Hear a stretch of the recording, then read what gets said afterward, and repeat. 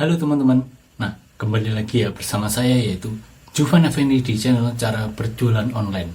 Nah pada kesempatan kali ini saya akan membahas yaitu 5 kesalahan pemula pembisnis online dropshipper. Nah jadi untuk teman-teman yang belum tahu atau sedang memulai bisnis online dropship, jangan pernah lakukan 5 hal ini. Karena apa? Karena 5 hal ini yang akan membuat para dropshipper itu gagal dalam bisnis online.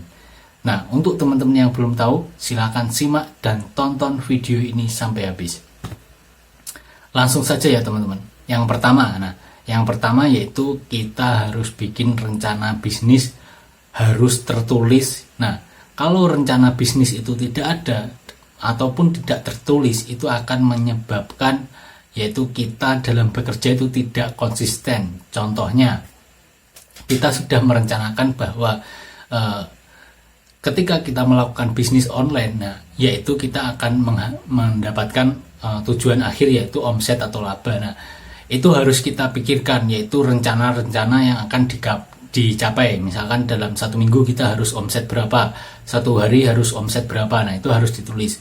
Nah, sepertinya misalkan contoh, dalam 1 hari kita mengelola bisnis online itu butuh berapa jam, misalkan ada 3 jam. Nah, dalam 3 jam itu 1 jam misalkan di pagi hari, lalu 2 jam di jam malam. Nah, seperti itu setelah pulang kerja. Jadi tidak ada alasan untuk kita itu tidak bekerja dalam bisnis online dropship ini. Biasanya terkadang itu teman-teman, cuma bisnis dropship, kalau ada orderan kita proses, kalau nggak ada kita biarkan. Nah, jangan seperti itu teman-teman. Jadi harus kita tulis benar-benar yaitu rencana apa aja yang akan dikerjakan dalam 1 minggu, seperti itu. Yang kedua yaitu memilih supplier yang tepat ya. Jadi teman-teman jangan sampai salah pilih supplier untuk dropship ya. Karena apa? Kita pilih suppliernya harus gampang ya, atau mudah sistem dalam mengatur stok, dalam kita prosesnya itu sistemnya sudah ada, pembayaran. Nah, seperti barang datang apa yang akan datang apa, nah itu sudah jelas ya dalam satu sistem. Jadi kita lalu yang terutama yaitu harga ya. Jadi harga dari supplier apakah bisa nanti kita jual lagi, seperti itu. Jadi jangan pernah teman-teman itu salah memilih supplier ya. Karena apa? Karena kita bisnis online dropship itu bergantung penuh pada supplier. Jadi kecepatan proses supplier itu menentukan yaitu reputasi di toko kita. Jadi kalau kecepatan semakin cepat, toko kita ratingnya nanti akan semakin bagus, seperti itu. Dan kalau teman-teman tidak tahu sistemnya ya, jangan pernah gabung. Misalkan platform A ini menawarkan sistem seperti ini. Nah, itu harus kita riset dan harus kita coba. Nah, jangan sampai kalau teman-teman nanti tergiur untuk omongan ataupun promosi-promosi seperti itu. Nah, yang ketiga yaitu tidak menentukan target pasar. Jadi kesalahan yang ketiga ini yaitu ketika kita jualan, misalkan ya kita jualan jam tangan. Nah, target pasar jam tangan kita itu untuk siapa? Nah, itu harus kita breakdown ya. Misalkan jam tangannya untuk pria. Nah, pria umur berapa, lalu si pria ini kisaran pendapatan berapa. Nah, itu kita tawarkan jam yang harga berapa. Nah, jangan sampai kalau jamnya untuk anak-anak kecil. Nah, anak-anak kecil nanti harganya tinggi. Nah, itu kemungkinan besar kan si anak-anak tersebut kan belum punya uang untuk membeli. Nah, itu kalau harganya terlalu tinggi itu adalah kita salah target pasar. Jadi produk kita itu akan sulit untuk terjual, seperti itu teman-teman. Nah, lalu bagaimana caranya? Yaitu strategi menentukan target pasar ini sangat penting ya. Jadi teman-teman harus lakukan hal ini kalau tidak mau terjerumus dalam gagal bisnis online-nya ini. Nah, yang keempat yaitu update stok supplier yang tidak real time. Ya, jadi teman-teman ya, kalau sudah menentukan supplier A gitu, nah nanti cara teman-teman untuk update stok itu gimana?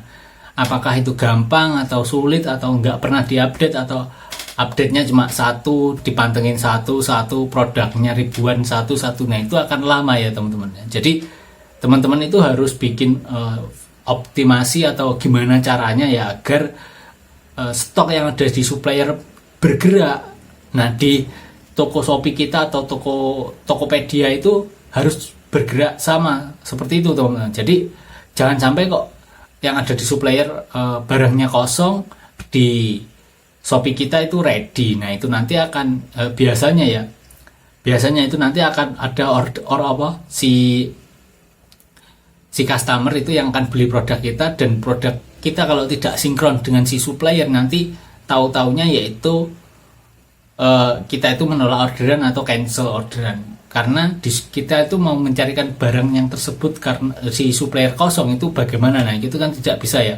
Nah itu nanti akan mengurangi reputasi toko kita, dan kalau itu berulang misalkan sampai 3 kali, nah itu akibatnya akan fatal, toko akan ditutup secara permanen sama si tim Shopee seperti itu teman-teman. Jadi itu mengakibatkan toko kita nanti akan amit-amit yaitu buyar ya teman-teman, seperti itu. Nah yang selanjutnya yang kelima ya, yaitu yang terakhir, yaitu mengabaikan layanan pelanggan ya, seperti contoh balas chatnya lambat. Nah ketika ada chatting masuk, misalkan Kak barang ini ready, nah nanti balasnya bagaimana? Jangan sampai kita ada chatting masuk nanti balasnya wah ini orang kapan beli, harus sekarang beli. Nah jangan seperti itu ya teman. Jadi kita itu harus ramah ya terhadap si customer, itu ramah walaupun customer tadi nggak beli. Nah itu kita harus lakukan semua itu sama ya. Jadi ini cuma PHP, nah kita harus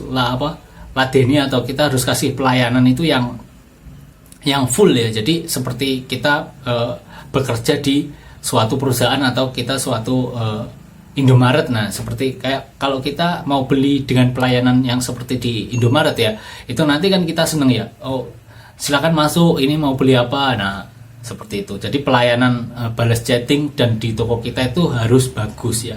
Jadi kalau tidak bagus nanti toko teman-teman itu bakalan gagal dalam bisnis online ini. Nah ini 5 kesalahan pemula untuk dropship ya, untuk teman-teman yang belum tahu atau yang sudah melakukan hal ini atau yang gagal bukan dari 5 hal ini. Tolong teman-teman komen di kolom komentar agar teman-teman yang lain bisa menghindari dan tidak akan terulang kepada seller-seller dropship yang lain seperti itu. Terima kasih, semoga bermanfaat. Sampai jumpa di video selanjutnya.